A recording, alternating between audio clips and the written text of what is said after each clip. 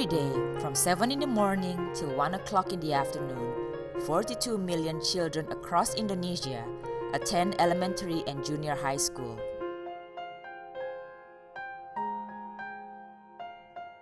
But Indonesia is recognized as one of the most vulnerable countries in the world for natural disasters, which means schools can become hazardous safety traps. Ada ribuan sekolah ya, mulai dari beberapa kota kabupaten itu yang hancur pada saat kejadian bencana gempa 30 September 2009 ya di Kota Padang. Yang terakhir itu angin puting beliung yang ada di wilayah selatan sekolah kami yang ada di Meang. Itu angin kencang, angin ribut dan mengangkat atap daripada sekolah kami di sana. Anak-anak kita lebih banyak berada di sekolah dan lebih lama berada di sekolah, sementara sekolah-sekolah kita belum bisa dipastikan dia bisa memberikan jaminan keamanan, keselamatan dari bencana, sehingga diperlukan upaya untuk mendorong kenyamanan dan keamanan dari bencana. One such program, which incorporates disaster risk management, is the Safe School program, supported by the World Bank. Untuk kegiatan ini kita menyediakan dua macam pendampingan teknis, yaitu oleh seorang fasilitator teknik dan seorang fasilitator sosial. Mereka bekerja dengan cara partisipatif, membantu sekolah untuk mewujudkan sekolah aman, yaitu harus memenuhi standar dari yang ditetapkan dalam Perka BNPB.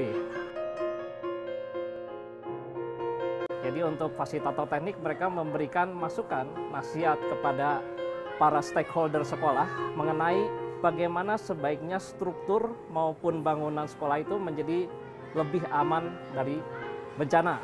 Sebenarnya ada 3 tipe untuk perbaikan sekolah ini. Yang pertama, perbaikan murni.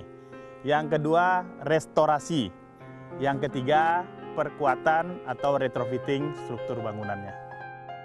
Sebenarnya sih, kalau pemahaman penguatan konstruksi ini sebenarnya nggak susah gitu. Kemarin kan ini kita ada pembimbing dari konsultan dari provinsi. Saya coba laksanakan di sini ternyata lebih kuat dari yang dulu.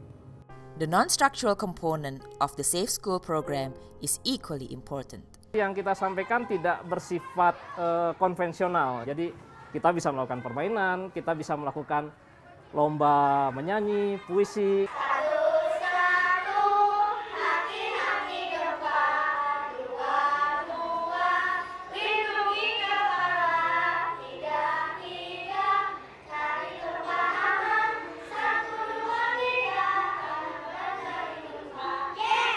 Kita juga bisa mengajak dengan kegiatan-kegiatan lain yang cenderung mengasihkan. Misalnya simulasi atau mungkin istilah lainnya pelatihan atau gladi resik ya.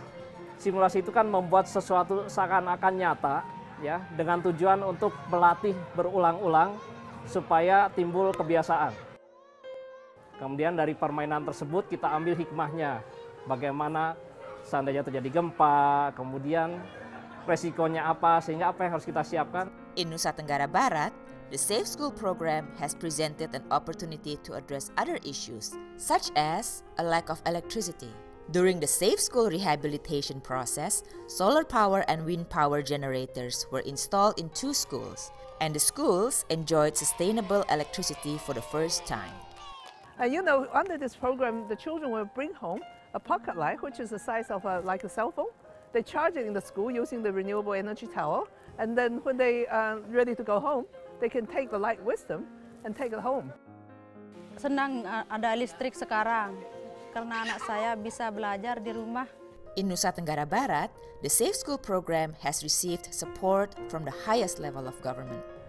Kami dari pemerintah provinsi ingin agar program ini dalam level provinsi menjadi program yang diadopsi oleh seluruh pemerintah daerah sehingga anak-anak NTB bisa belajar dengan nyaman, aman, dan memenuhi persyaratan-persyaratan yang diperlukan. The government has prioritized rehabilitating schools and significant funding has been allocated. Total anak Indonesia itu ada 82 juta. Kalau yang di SD sekitar 40 juta, bayangkan kalau semua sekolah atau madrasah ini menjadi aman bagi mereka, ada 40 jutaan anak yang kita lindungi dari ancaman bencana, begitu kan, melalui sekolah atau madrasah aman ini. Saya ingin mengajak kepada pemangku kepentingan, stakeholder, siapapun yang memiliki kepedulian terhadap sekolah aman dan nyaman ini, ayo sekarang, sudah saatnya sekolah-sekolah itu harus aman dan nyaman. Esensinya adalah kesadaran dan kesiapan bahwa sewaktu-waktu bisa terjadi kebencanaan itu, adik-adik kita, masyarakat kita sudah siap. Ada dua faktor tadi itu, ada faktor fisik, ada faktor sosial budaya, tentu mengikuti pola struktur sosial budaya.